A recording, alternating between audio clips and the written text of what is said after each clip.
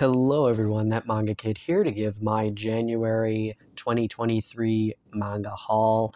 I got a lot of really exciting stuff here, so I'm just going to hop right in. I'm going to start with the anime. All of this I got used at my local used media store. I've been buying a lot of anime throughout the pandemic, if you haven't noticed, from this particular store because I really wanted to support them, make sure that they didn't close. And figured, I'd just keep an eye out for what anime was coming through their doors and pick it up if it was something I've seen in the past and really enjoyed or something I hadn't heard of that was interesting to me. So starting off, I got the entire Blu-ray series of Death Parade. This is I believe, 12 episode show. I watched this back when it originally came out, and I really liked it. The animation's really good. It's like a death game sort of vibe where I believe, if I remember correctly, people show up, and this is kind of like the in-between death and life space where this is the space where it's decided if you go to heaven or hell. If I'm remembering correctly, it's been a very long time since I watched this, but that's what I remember of this. And this is our main character who oversees this space. I remember really liking it, thinking it was super cool. This just came in the other day, so I haven't had a chance to rewatch it yet, but it's on my list to watch, and I'm quite excited to have it. Next, I got 5 centimeters per second. This is the Bandai DVD version. I got this for pretty cheap, and I really enjoy Makoto Shinkai films, and I love 5 centimeters per second. I've watched it many times, and when this came up, I went, yeah, I'll definitely grab that and enjoy rewatching that and owning it. Speaking of Makoto Shinkai, I got Weathering with You, the Blu-ray. This I've not actually seen yet. It's one of those newer films. And I figured what a nice thing to buy at the same time as 5 centimeters per second. I'll get one of his, earlier films and now one of his newer ones. And I just haven't had a chance to watch this yet, but I'm very, very excited to. So, yeah. And then this is one I've been looking for many, many, many, many, many, many years, is The Girl Who Leapt Through Time. This is the Blu-ray. I know that you could just buy this. Like, you can just buy it. But I don't buy anime new because I refuse to pay the high prices of them. This one, I've actually had this on my wish list at this used media store for, I think, 5 years now, easily. Because I was hoping, that it would come in sooner rather than later. And I got a notification that it arrived in their store. And so I immediately put the order through to get it. But yeah, I haven't rewatched this yet. It just came in the other day, so very excited to rewatch The Girl Who Leapt Through Time. It's a kind of drama, romance, slice of life situation that I remember really, really enjoying. And the last anime I have is the Blu-ray of Angel Cop. This is a 6-episode kind of OVA series that is from the 80s, I think. 80s or 90s, now I can't remember, but I'm pretty sure it's the 80s. Anyway, this was really good. I had never watched it before. I may have heard of it in the past. I don't remember, honestly. I just saw it, thought it looked pretty cool, and figured it was really cheap. So I figured, you know what, it's a 6-episode OVA series, and if it's horrible, then it's horrible, and I paid a few bucks for it. So but yeah, no, it was actually quite entertaining. It was really good. It's about like kind of human cyborg enhancements and this like terrorist group, and so it's these like elite cop sector fighting against the terrorist group, but then there's multiple factions of this terrorist situation, and then there's the regular cops versus these like specialty cops, and there's a lot of different sides fighting, and it's just really cool. It was a lot of fun to watch, and I will definitely, this is not a dud. I will definitely rewatch this in the future. So that was a good use of my money. Next up, just some regular stuff that I've been collecting. This is Welcome Back Alice, Volume 4 by Shuzo Oshimi. Really beautiful color scheme on the covers. This is a very highly sexual volume. I mean, most of Shuzo Oshimi stuff has a sexual undertone and then some explicit scenes. This particular volume has several explicit scenes, so be forewarned about that if this is a series you're interested in picking up, and maybe that's not something you're interested in. But I continue to really, really enjoy this series and the commentary that it's kind of bringing up, and about gender and sexual orientation and puberty and that sort of stuff. So definitely looking forward to Volume 5. Next up, I got Omnibus 11 of Gantz. I read this immediately. Coming to a close on this series. I don't know if there's 1 or 2 left of the omnibuses, but they're almost done regardless. So pretty excited to almost have all of it because I've been collecting it from the first omnibus.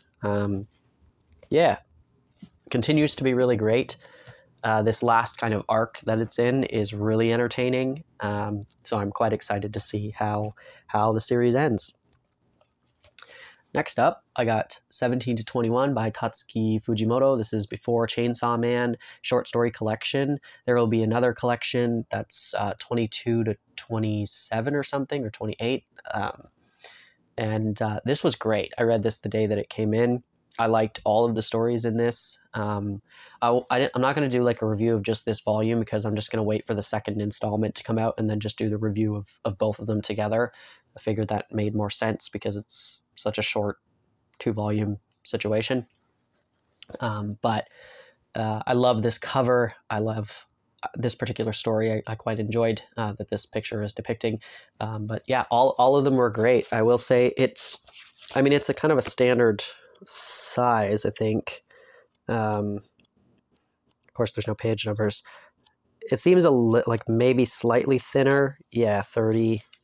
It's probably like 160 pages or so. So it's not a full 180-page volume. It's a little thinner, which is a bit disappointing because honestly, I could go for 3 times the size of this amount of content of his short stories, honestly. But yeah, it's just a standard Shonen Jump size, which is nice. Go nice if you have if you own Chainsaw Man. It'll probably look nice next to those. So next up, I got Gekika title Tokyo Zombie. This is by Yusaku Hanakuma. This is a last gasp release. I saw somebody else pick this up. I cannot remember who it was. I am blanking. I randomly saw this in somebody else's haul and went, oh, never heard of that. Cool. And it was in stock on Chapters, so I just bought it. This is from the 80s or 90s. Like originally 1998. Okay, so it's from the 90s. And this is a zombie manga, but it's kind of different than other zombie stuff because it's really bizarre. If you like mixed martial arts, particularly like Brazilian jiu-jitsu, but it also has some like karate elements and that kind of stuff too, and wrestling. If you like mixed martial arts and zombies, this one is for you. It kind of turns into this like Colosseum-esque fighting situation, but it's pretty ridiculous. It's Gekika style artwork, so I mean it's not everybody's cup of tea, but I love alternative manga, so this was really, really great. I do have a review of this one. I don't know when it's scheduled to come out on my channel, but I have already filmed it. I really enjoyed this. I'll definitely reread this. It was hilarious. Next up, another kind of obscure or alternative situation. This massive volume called Plaza by Yuichi Yokoyama. This is a Living the Line release, which I don't have anything else published by this publisher. This is massive. Like, there's my hand. It's huge. This is beautiful. paperback release, and I own most of Yuichi Yokoyama works in English. I might be missing a couple, but I don't remember. I own quite a few, though, and this has no dialogue at all. It is completely one continuous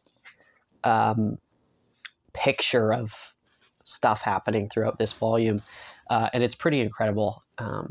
There's a nice essay at the back, an interview as well with the creator that kind of gives some more context to this work. And yeah, I love Yuichi Yokoyama. I really, really resonate with his stuff, and just find it to be so interesting and just really fun to look at.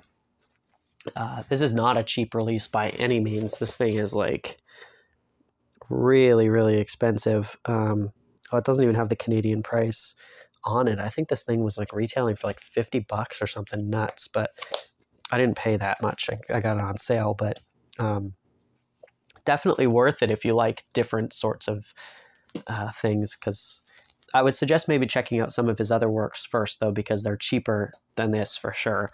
But definitely something to have if you collect his stuff. And finally, well, not finally, I have a ton more manga to show, but something I have been very excited about. This is also massive. This is the complete Creepax collection that Fantagraphics releases, and this is volume 1. I missed this volume because I found out about this. This is an Italian creator, so this is technically not manga. But I found out about this release. There's going to be 10 of these after volume 1 was already out of print, unfortunately. And so a couple of years ago, or a few years ago now, I bought volume 2, and I've been buying the volumes as they come out since. So I think I have up to volume... So I have 2. I have the box set for 3, 4, 5, and 6. So I'm going to wait probably another year and a half or so until the box set for 7, 8 comes out, and then 9, 10. But I missed volume 1. And so I had it on my wish list still on chapters. And lo and behold, a couple months ago, it showed up for pre-order. And I went, well, that doesn't seem right, but whatever, I'll order it, because I don't want to miss it if it does actually come back into stock. And so I ordered it, and sure enough, it showed up about a week ago or so. And I could not be more happy, because this particular volume, has his interpretations of Dracula and Frankenstein. And I was really, really, really upset that I missed this one, because this is more horror-based. He does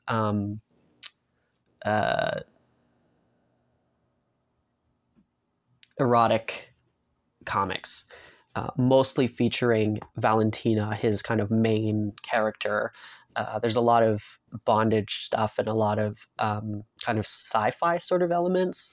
But then he also does have some other comic versions of people's stories. So one of the other volumes I have has some stories by Edgar Allan Poe that he's adapted as well. But yeah, I was really, really upset that I had missed the Dracula and Frankenstein that was in this volume. So very, very, very happy that this came back into print and that I managed to get it.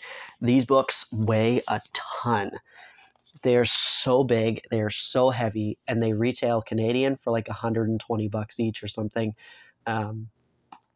But and the box sets are gorgeous, because it's like this really beautiful enclosed box that has 2 volumes each in it. So unfortunately, I don't have the box set for volumes 1 and 2, but I do own the 2 volumes separately.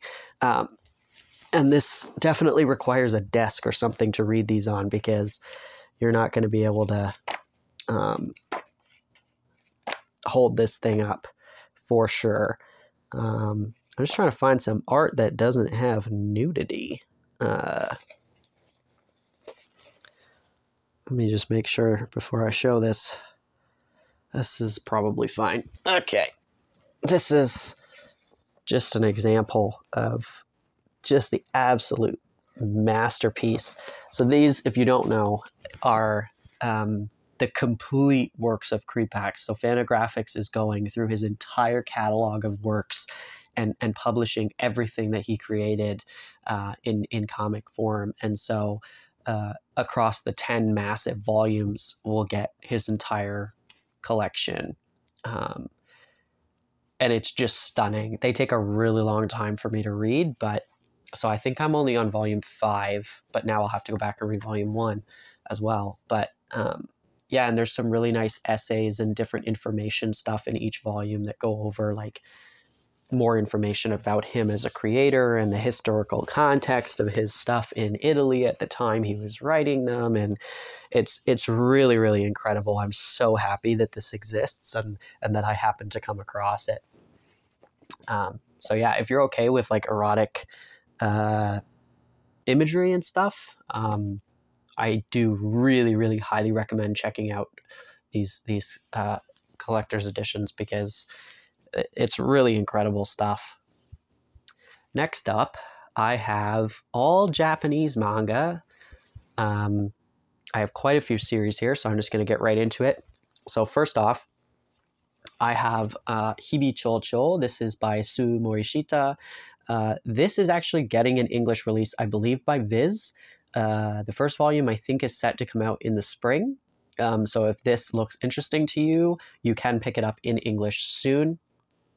But this Sue Morishita did a Sign of Affection and Shortcake Cake. I've not read A Sign of Affection, but I own Shortcake Cake and quite enjoyed it. And honestly, when I bought this, I didn't even realize it was Sue Morishita. I just saw the cover and the description and went, ooh, that looks good. I'll buy that. It was so cheap. I got the entire series, and I'm in the middle of reading volume 1 at the moment. I got the entire series for like $60 Canadian, and there's 13 or 12 volumes or something of this. But I love, and this was before Shortcake Cake, so this was earlier work. But basically, this is about this girl who doesn't really like, she's really shy. She doesn't really like other people because boys go nuts over her. They call her like the, like something flower or like untouchable flower or something ridiculous because she's so beautiful and like demure. So she went to an all-girls school, but then all the girls were like fighting over her as well. So now she's in high school and she's at a co-ed school again. And she meets this shy boy who's in, I think he does karate. And she strikes up a relationship with him. And it's about these two shy high schoolers kind of just living their lives and, you know, getting to know each other. And it's really, really cute so far. I really like the characters. And yeah, the language, it's a shoujo, right? The language used is quite kind of beginner level language. So I am actually getting through this one quicker than I thought I would because... yeah, my Japanese is still a work in progress, to say the least. So it's 12 volumes long. But yeah, if it's something that looks interesting to you or you like Sue Morishita works, then look forward to Viz releasing this one soon this year. But I'm happy to have it all. I'm happy to have it at my disposal to read and not have to wait a couple of years for it to be entirely released. But yeah, it's really... really pretty artwork. In my opinion, if you watch my review of Shortcake Cake, I do not like when they switched over, I think, to entirely digital art halfway through Shortcake Cake. I really didn't like the change. I thought that their art looked better before. So for me, this series, the art looks amazing because they hadn't made that switch yet. So I actually prefer this artwork to their other series at this point. So happy to have that one. Very excited to be reading that. Next up, I've got... oh, this is very far to reach.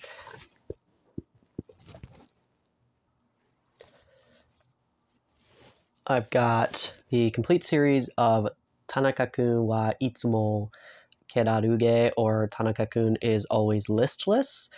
This is a very, very cute series. I watched the anime for it years ago when it originally came out, and it's about Tanaka-kun. He's a very quiet, lazy, sort of like he's just kind of like droopy because he's very listless. He's not excitable. He doesn't care much about anything. He just kind of exists. And then this is his friend who kind of keeps him in check, makes sure that he gets where he needs to be, makes sure he's awake when he's supposed to be awake, and that sort of thing. I think the picture on the back of the first volume tells you everything you need to know about their relationship.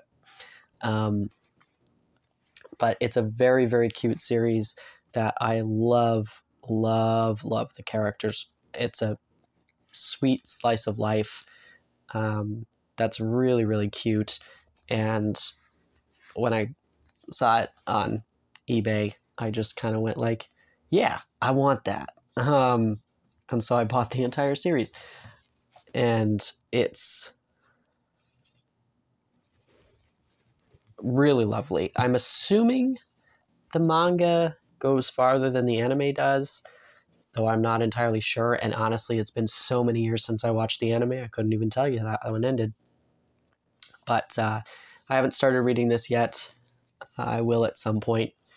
But I'm mostly just like with the Japanese stuff, I'm kind of collecting things that I watched the anime for in the past that I really, really loved, and that obviously we don't have manga in English for. And then also like in terms of like Hibichocho, I just went, oh, that looks really good, and it's super cheap, so why not grab it? But yeah, this was a case of I know that I really like this series. I really love the artwork. I love the story and the characters, and so it's something I would really love to have on my shelf and to be able to read, if not now, at some point in the near future. And this one, the final volume, 13, has like gold foiling on the spine, and I don't even know if you can see it on the spine, but this whole thing is gold foiling, all the writing. But yeah, Tanaka-kun is always listless. It's really, really cute. And there's certain scenes from this, from the show, that I still laugh about today. Like there's a few scenes that really stick out in my mind that are very, very funny that I think about every now and again, and I just giggle to myself because it's quite funny. But yeah, this is a really good series that if you've not seen the anime for it, I do highly recommend it. And I think it's is it the opening theme or the closing theme? One of the theme songs is awesome. I really, really like it. I think it's actually the ending song. But anyway, yeah, that's a really fun one. I'm glad to have. Now, here comes my little obsession of the month. I bought a bunch of Mitsuru Adachi works because for some reason we don't have a bunch of his stuff in English. So I bought Touch, and these are the I think these are Bunkabon editions, but they're kind of small, and they're like 1.5-ish volumes worth of content. These are really nice. The paper quality is awesome. It's kind of like a glossy paper almost, and the inks are really, really dark. This is a baseball series, as are a lot of Mitsuru Adachi series, about these, I think they're twin brothers, and maybe one of them passes away. I can't remember exactly. I've obviously not read it before, so I'm not entirely sure on the details of it. All I know is this is a very, very famous series from the 80s, and it is one that many people are confused as to why we do not have it in English. So I kind of just decided that I was going to buy a bunch of Adachi works in Japanese and just go that route, because I really love Cross Game. It is one of my favorite manga. I think that Adachi has a really, really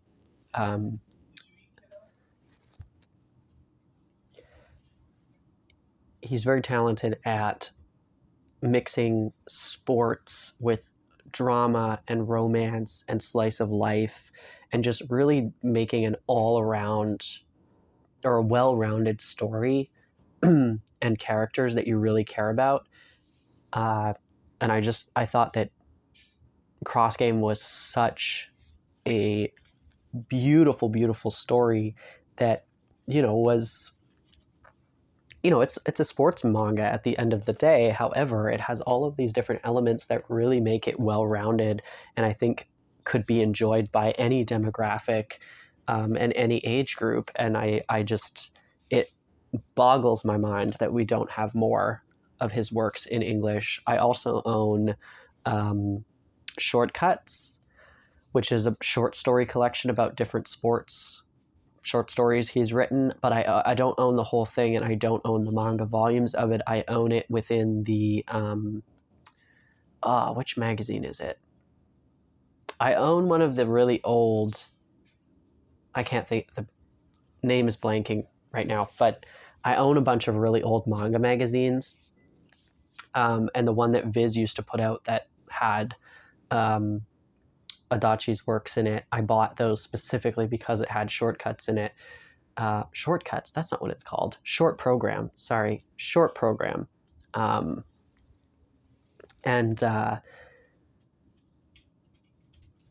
Yeah, anyway, there's 2 volumes of Short Program, and I own most of it within those magazines, but I'm missing a couple chapters here and there because there was a few of those. I bought the magazines used, obviously, and there was a few missing, so... but yeah, those are the 2 Adachi works that I do have, and I love both of them, and so I figured, getting these would be a good idea. But this is 14 volumes, but I think this is regularly a 26 volume series or something like that, maybe 28, but I don't think these are 2-in-1s. I think that they're like 1.5, so I don't know. Either way, it's 20-something volumes regularly, but it's in 14 of these specific editions, or of this edition. And the spines are just really simple with the little, I think that's a dog. I don't think that's a cat. But they're all the same, which is nice. And the different color letters, they all look really nice together on the shelf, and they're quite small and compact. So I am excited at some point to get into reading this. I've just got other stuff on the go at the moment. So another Adachi work that I got is Rough. Now this is an oversized edition, and it's a 2-in-1. So this is normally a 12-volume series, but it's 6 in this edition. And the texture, I don't know if you can tell, is actually a very rough textured cover, which I thought was a nice touch to something that's called Rough. And this one is a swimming romance manga, or diving. Maybe it's diving. I think maybe he's a swimmer, she's a diver. Either way, I've not read it. I don't know. But really, really cool edition that I'm quite stoked to have. And it's the spines on this one, actually why I really wanted this edition in the first place. The spines make a awesome photo, and I'll show you in a second. Yeah, I'm excited to have this one as well. Like I said, it's normally 12 volumes, but this edition is 6 volumes, but they are oversized, so it'll be nice for me to read.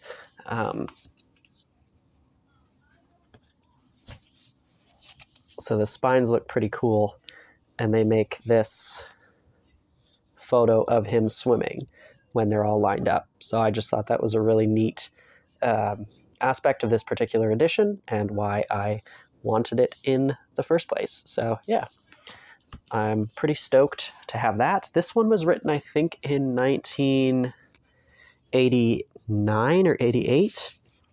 Touch is from 1982 or 83, I believe.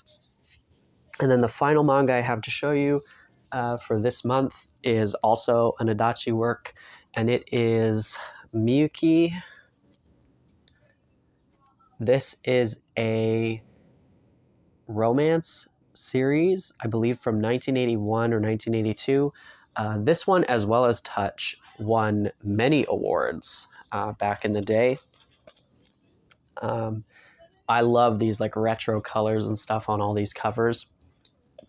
Miyuki is probably maybe the least interesting, or probably is going to hold up the worst in terms of the story in this day and age, but I don't really care. I wanted to own it regardless. This is a story about this boy, and he has a classmate named Miyuki, and then I guess he also has a stepsister named Miyuki, and this is basically him and his love triangle woes, trials and tribulations of falling in love with his stepsister. So, yeah, but it is what it is. I think this will very much be a work of its time. But that being said, like I said, this won a lot of awards back in the day, and I am kind of on the hunt to just collect, Adachi's works in general. And so this one was a very good price. It's a 12-volume series, and I thought that the kind of retro color scheme and artwork and stuff was really cool. And, I've read a lot of degenerate works, and I think that this one's probably not going to be anything worse than I've read before. So, yeah, that is everything that I picked up in January. Mostly Japanese volumes, as you can tell. My goal? I think I have another series still coming that I already ordered a while ago. My goal over the month of February is to not go on eBay. I am trying to limit my spending for the next little bit, and yeah, so that's my goal, is to not go on eBay because I've gone a little nuts over the past several months, and I'd really like to actually try and get through some of these Japanese volumes that I've purchased already rather than continuing to buy more. But it's very addicting to buy stuff that's complete. I love just getting stuff in one go, and the excitement of opening up this new door of being able to buy stuff that I never would have been able to buy in the past because there was no chance I would have been able to read them is really exciting, and that's causing my wallet to bleed. So, yeah, I'm just, for my own sake, trying to limit going on eBay for the next little bit, but I think I have one more series on its way. Whether or not that shows up in February, I don't know, but yeah, lots of really exciting stuff. If you have any questions or comments about anything you saw, by all means, leave them in the comment section. If you have any recommendations of stuff you think I should pick up, let me know, and I'll add it to my list of things, my list of hopes and dreams. And thank you so much for watching. And yeah, see ya.